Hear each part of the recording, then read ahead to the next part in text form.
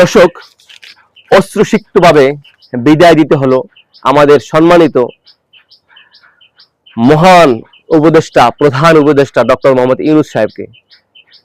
আচ্ছা, আমরা কি বলতে পারি বুকে হাত দিয়ে যে তাকে কখনো পূর্ণাঙ্গভাবে কাজ করার সুযোগ দেওয়া হয়েছে?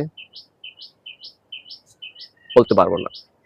আমি যদি আরো পিছনে যাই তাহলে একটা কথা বলতে হবে, তিনি কিন্তু ক্ষমতায় বসতে চাননি। তাকে যখন ছাত্ররা, স্টুডেন্টরা কল দিল, যোগাযোগ করলো, তখন কিন্তু তিনি অসুস্থ অবস্থায় হসপিটালে ভর্তি ছিল। সেখান থেকে সে বাংলাদেশে ফিরে আসবে তার আগে আবার তাকে রিপিট কল করেছে যে দেখেন আপনি আসেন। সে আসতে চাননি। পরবর্তীতে যখন আবার তাকে কল করা হয়, সে বলেছে ঠিক আছে, আমি বাংলাদেশে আসবো, তবে আমাকে কাজ করার সুযোগ করে দিতে হবে। যদি কাজ করার সুযোগ দাও তাহলে আমি আসবো, তবে এটা 1 বছরের সামথিং এর বেশি নয়। ভাবা যায় তিনি এখন বিদায় নিচ্ছে, কোনো অভিযোগ নাই। কিভাবে বিদায় নিচ্ছে? কারো প্রতি কোনো অভিযোগ আছে? কারো কোনো প্রতি অভিযোগ নাই। আর রিজার্ভ পর্যন্ত তাকে বৃদ্ধি পেয়েছে তার আমলে। কোথায় ছিল রিজার্ভ? 18 থেকে 32 নিয়ে গেছে রিজার্ভ। ভাবা যায় বিষয়টা? যেখানে একটা রাষ্ট্র ভালো অবস্থায় থাকে, সেখানে সে ভঙ্গুর অবস্থায় ছিল তো ভালো, সে শূন্য অবস্থায় না, সে মাইনাস অবস্থায় থেকে সে রাষ্ট্র ক্ষমতা নিয়েছে। মাইনাস থেকে সে এখন একটা পর্যায়ে নিয়ে এসেছে। এই কথাটা কিন্তু অনস্বীকার্য, এই কথাটা স্বীকার করতে হবে।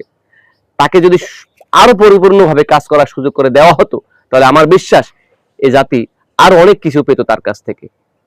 কিন্তু দেখেন, দুঃখের পরিতাপের বিষয়, তিনি প্রত্যেকটা জায়গা থেকে কিন্তু বাধা পেয়েছে। তার মতো সে কাজ করার সুযোগ পায়নি। আপনি দেখেন, এই 1.5 বছরে প্রায় 1000-এর মতো, মেবি 500 থেকে 1000 এরকম হতে পারে, এত আন্দোলন হয়েছে তার আমলে। আর তার 14 গোষ্ঠী সহ মানুষ গালিগালাজ করেছে। Doctor Yunus is the important person for the world.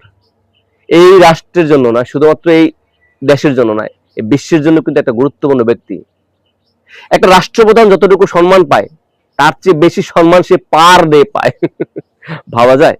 সুতরাং অশ্রুসিক্ত বিদায় নিলাম তাকে আমরা, অথচ তিনি কোনো অভিযোগ নেই, কোনো কারো প্রতি কোনো দুঃখ নেই, তার কারো প্রতি কোনো গ্লানি নেই, কারো প্রতি তার কোনো কোনো খারাপ চিন্তা ভাবনা নাই, মন মানসিকতা নেই। সুন্দরভাবে একটা রাষ্ট্র একটা পর্যায়ে নিয়ে একটা নির্বাচন দিয়ে তারপর তিনি এখন চলে গেলেন।